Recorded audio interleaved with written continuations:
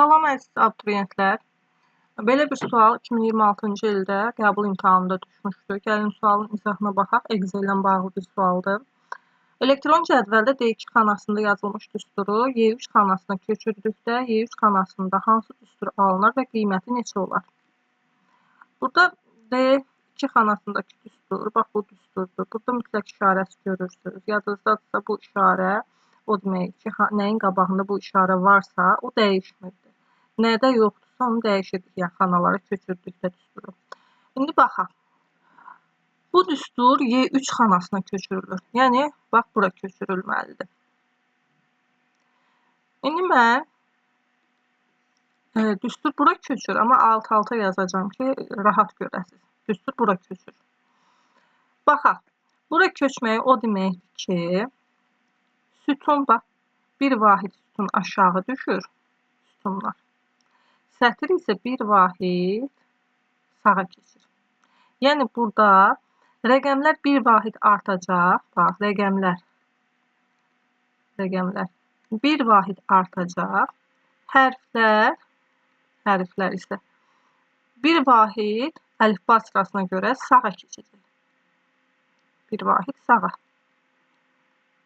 Yəni, A-dırsa B olacaq, B-dirsə C olacaq və s. İndi baxaq. Baxıram A. Qabağında mütləq işarəsi yoxdur. Bir vahid hərfimiz sağa keçməlidir, olacaq B. Mütləq işarəsi var, dəyişmir. Üstəgəl, yəni mütləq işarəsi dəyişməyəcək B. 3-ün qabağında yoxdur. Rəqəmlər bir vahid artmalıydı. 3 olacaq 4. Üstəgəl, C-də yenə mütləq işarəsi var, dəyişməyəcək. Burada yenə mütləq işarəsi var, dəyişməyəcək. Mən bu oxu silin. Mane olmasın bizə. Üstəgəl 2. Bu 2 ədəddir. Bunun ünvana aidiyyatı yoxdur. Yəni, tutub bu rəqəmi də artırmaq lazım deyil. Artırmalar ancaq ünvanlara aiddir.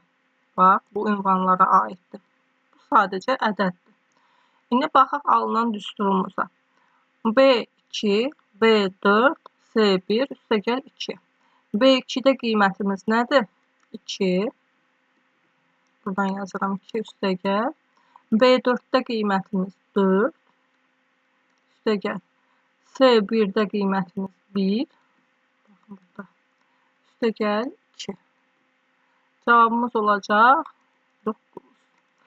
İndi cavablar arasında axtaraq. Bizdə həm düsturları, həm də cavabları verilir. B variantı uyğun gəlir. Əslində, bunu hesablamasaq da elə B variantında düstur. Yalnız buradadır doğru düstur.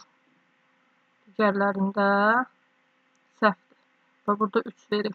Sizi çaşdırmaq üçün. Bayaq qeyd elədiyim kimi bir vahid artırıram deyəndə bu ədəddə artırmaq lazım deyil. Yalnız ünvanlardakı ədədləri artırırıq.